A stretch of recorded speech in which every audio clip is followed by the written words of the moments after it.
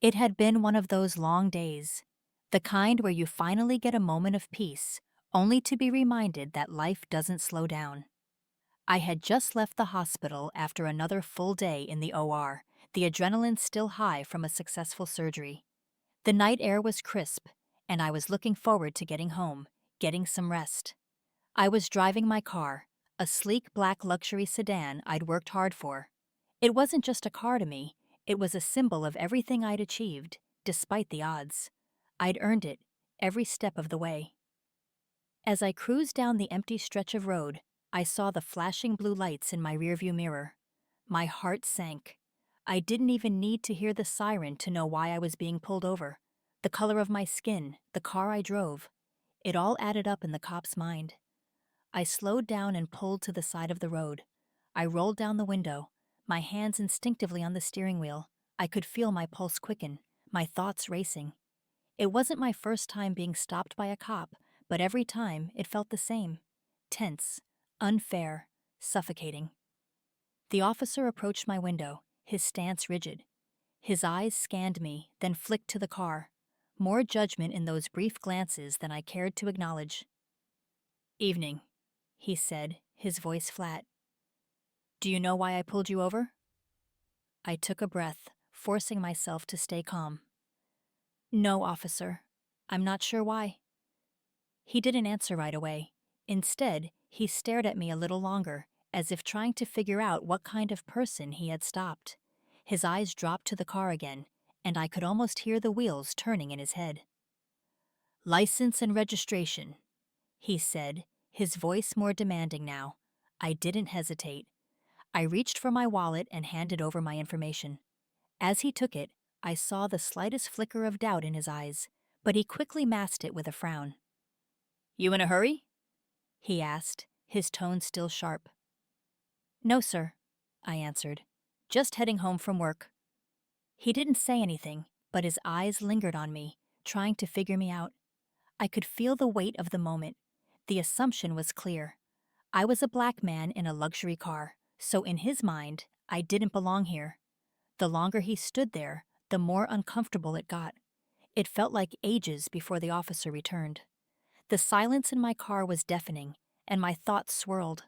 I had been pulled over before, always for trivial reasons, but this time, something felt different. I kept wondering why I had to constantly prove myself in these situations. Why was it always on me to show I belonged?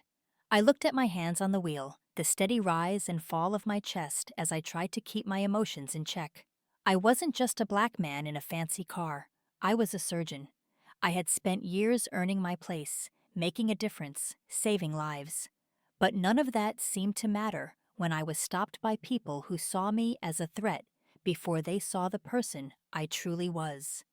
The officer finally came back to my window, and I could tell he was holding something back. He handed me my license and registration with a stiff nod. "You're free to go." I didn't respond at first. I just stared at him, a mix of frustration and disbelief bubbling inside me. I could feel my voice crack as I asked, "Is that it?" His eyes shifted uncomfortably, clearly not expecting me to speak up. "Yeah," he muttered, his expression still guarded. I took a deep breath, but before I could drive off, I turned to him. "Officer, you pulled me over because of the color of my skin, but I want you to know that I'm a surgeon. I save lives every day.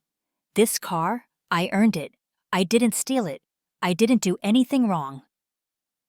He looked taken aback, his lips parting slightly as if he hadn't expected the confrontation. For a moment, I thought he might snap back, but instead, he just stood there, silently staring at me. "Sorry," he mumbled, almost under his breath, as though the words were difficult for him to get out. "I didn't know." I drove away, my hand still gripping the steering wheel, my heart still pounding. As I passed the officer's car in my rearview mirror, I could see him standing there, staring after me. But for the first time in a long while, I didn't feel that usual knot of anxiety in my stomach. The anger was still there, but I had spoken my truth. As I got home and parked in my driveway, I sat in the car for a few moments, thinking about the interaction. The officer's apology, though hesitant, was a small victory, but I knew it wasn't enough to erase the hurt, to erase the reality of what had just happened. I was exhausted, exhausted from having to prove myself, from being judged by the way I looked, from living in a world where the color of my skin was still seen as a threat. But at the same time, I felt a strange sense of power in having confronted him.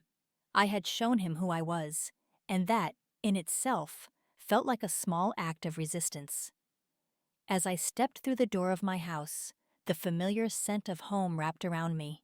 Warm, comforting. But tonight, it didn't feel like home, not entirely. My legs were heavy, the exhaustion settling deep in my bones, but my mind was still racing. My shoes clicked on the hardwood floor as I kicked them off, not even bothering to place them neatly in the corner. I leaned back against the door, closing my eyes for a brief moment, trying to collect myself. The silence in the room was almost deafening. My heart still beat with a dull thrum, but beneath it all, there was a quiet storm of thoughts, thoughts that refused to let me find any peace. How long had it been since I had felt this drained, this raw?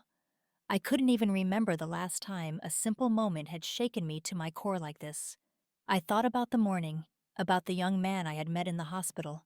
He had been so afraid, so unsure of himself, asking me if he was worth saving, if he mattered. It broke something inside me to hear him say those words, but it also lit a fire in me.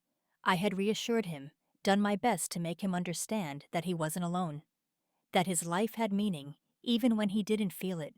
But it was moments like these, moments like that traffic stop, that reminded me how often people didn't get that same validation, how often their worth was questioned. I remembered the officer's face, the way his posture shifted when I told him who I was, the way he seemed to take a step back, not because he truly understood me, but because I had shattered the image he had created in his mind. In that brief encounter, I had forced him to confront his own assumptions. I thought about how, in that moment, I had unknowingly taken the place of so many others who had been judged by the color of their skin, or by their appearance, or by the life they led. It was so much more than just a simple traffic stop. It was a moment of reckoning, not just for him, but for me as well.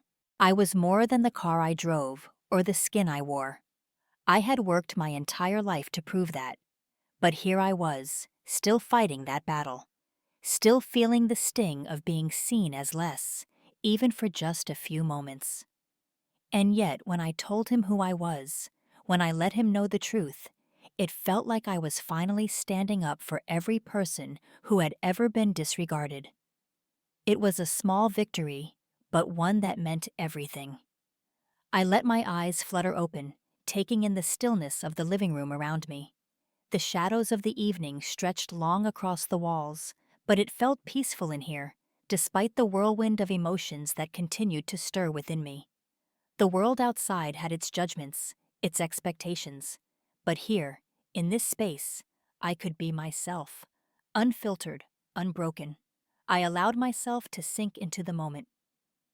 My shoulders finally dropped from their tense position, and the weight of the day, the struggle, the triumph, and the pain, all seemed to settle into my chest.